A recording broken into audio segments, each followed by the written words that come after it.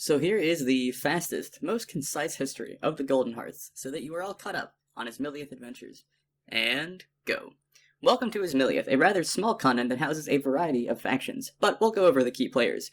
To the north is the Pruid Empire. Think xenophobic Roman Empire that is hell-bent on spreading their doctrine across the continent. Below them, you have Giles' Kingdom, a rather generic medieval feudal government that has been the largest speed bump in the way of the Pruid Empire. Giles' Kingdom, to end the most recent war with the Pruidians, pulled the other surrounding factions into an alliance that is tentatively holding the Empire at bay for the time being. Now let's get to the actual party.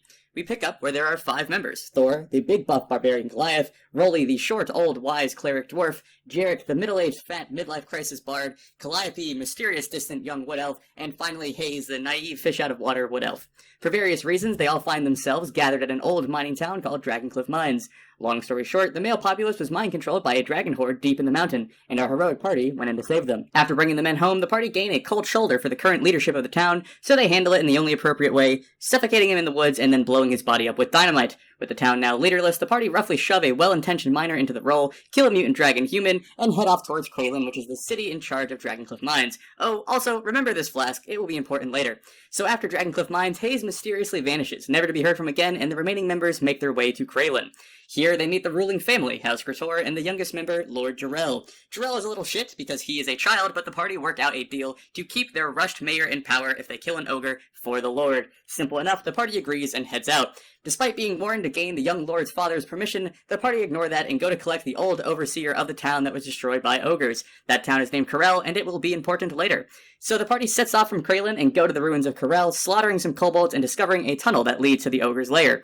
Moving through that, they have a small verbal confrontation with the ogre, in which he reveals that Lord Jarrell had murdered his ogre mates, and he had been manipulated into getting revenge by a man with a yellow eye. While Thor tried to gain information, a sour Calliope shot the ogre with dynamite, a running theme with this party apparently, and a fight ensues. The fight ends with the ogre pleading for mercy, which Thor is ready to give before an even more sour Calliope shoots him in the head and ends the conversation. After dismembering the ogre, the party leave and head back to Kraylin, thinking they had completed their end of the bargain. Surprise, surprise though, on their way back, they come across a group of knights that have been sent to arrest them. Everyone complies except for Calliope, who books it off into the woods. The party is led back to Kraylin to face punishment from Duke Bronn, Lord Jarrell's father, while Calliope follows sneakily behind. Once the party is brought to Kraylin Castle, they meet Clifford, who is the head servant of Duke Bronn, and he makes them aware that they had stuck their nose where they shouldn't. After a bit of protesting, the party is strong-armed into signing a contract that makes them legally responsible for the rebuilding of Corel as a punishment for ruining the Duke's plans. Accepting this new task, they leave, wondering where their companion went before meeting back up with her at a local tavern. Now in charge of rebuilding Corel, the party get to know Croak, the old overseer of the town, and meet the refugees in Kraylin. After some preparation, they move the populace back to Corel and begin the foundation of reconstruction.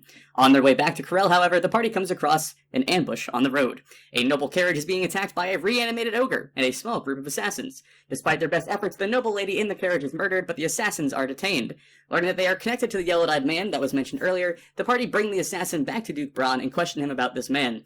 Gaining minimal knowledge about him, the party then finish their trek to Corel and settle in for a little while before Calliope is made aware of a monastery up in the mountains north of Corel. Having found the location of this by questioning the assassin, the party assume a connection to the yellow-eyed man and head towards it. They find the abandoned monastery is now full of orcs, who are dragging in prisoners from nearby towns, causing the party to decide to push in.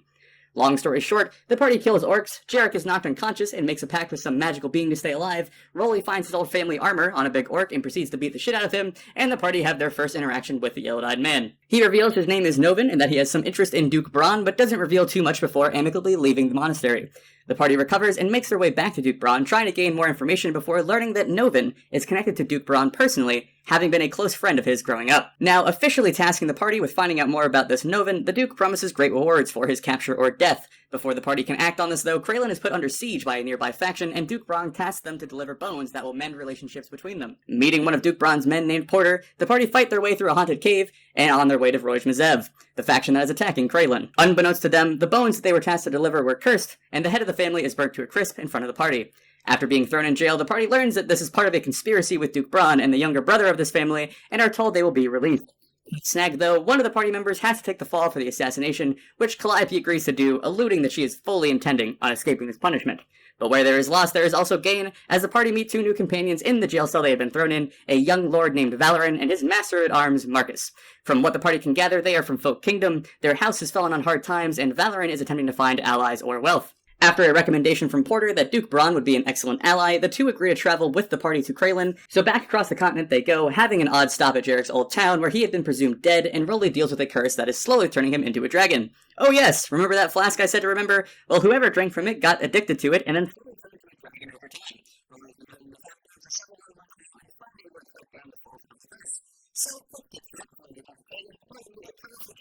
sorcerer called Choraman, and have an odd interaction with him before he cures Rolly of his curse. And now finally we pick back up as the party is approaching Kraylin and can finally stop listening to me blathering on about backstory.